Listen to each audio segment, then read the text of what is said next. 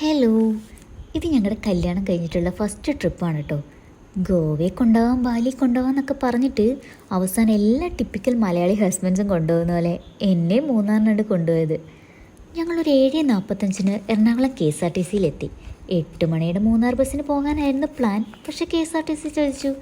അങ്ങനെ ഞങ്ങൾ അവിടുന്ന് കോതമംഗലം ബസ്സിന് കയറി. അവിടെ ചെന്നാൽ പിന്നെ ഇഷ്ടം പോലെ മൂന്നാർ ബസ് കിട്ടുമല്ലോ. സ്റ്റാൻഡിലെത്തി ഒരു 10 മിനിറ്റിലെ ബ്രേക്ക്ഫാസ്റ്റും കഴിച്ച് ഞങ്ങൾ നേരെ മൂന്നാർ ബസ് പിടിച്ചു. ഒരു 12 മണിയൊക്കെ ആയപ്പോൾ ഞങ്ങൾ മൂന്നാർ എത്തി. ഒരു ബൈക്ക് റെൻറ്റിനെടുത്ത് കറങ്ങാൻ ഇറങ്ങി. കോട ഇറങ്ങി തുടങ്ങുന്നേ ഉണ്ടായിരുന്നുള്ളൂ. പക്ഷേ കോടയില്ലെന്നുള്ള വിഷമം മഴ വന്നെങ്കിൽ തീർത്തു. ഇതേ കണ്ടില്ലേ കോട്ടയ്ക്കിട്ട് കോമഡി പീസായിട്ടിരിക്കുന്നത്. ആ മഴയത്ത് മൂന്നാറിലെ മാഗി കഴിച്ചില്ലേ പിന്നെ അതിലും വലിയ നഷ്ടമില്ല. കുറച്ച് സ്റ്റാൻഡേർഡിൽ കഴിക്കാമെന്നാണ് വിചാരിച്ചത്. പക്ഷെ ചൂട് കാരണം തുപ്പാനും വയ്യ, ഇറക്കാനും വയ്യ. മഴ വിടാതെ ഫോളോ ചെയ്തുകൊണ്ട് ഞങ്ങൾ പിന്നെ റൂമിലേക്ക് പോകാമെന്ന് വിചാരിച്ചു. വേറെ പരിപാടിയൊന്നും നടക്കില്ല. മഴ കാരണം തണുത്ത് വിറച്ചായിരിക്കുന്നത്. ഈ റിസോർട്ടാണ് കേട്ടോ ഞങ്ങൾ ബുക്ക് ചെയ്തിരുന്നത്.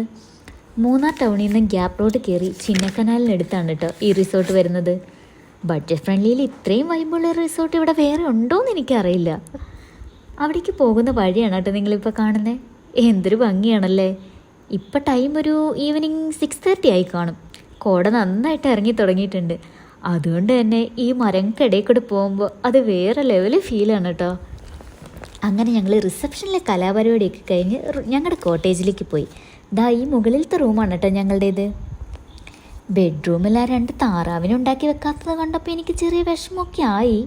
സിനിമയിലൊക്കെ അങ്ങനെയാണല്ലോ. ബാക്കി വിശേഷം അടുത്ത വീഡിയോയിൽ കേൾക്കാം.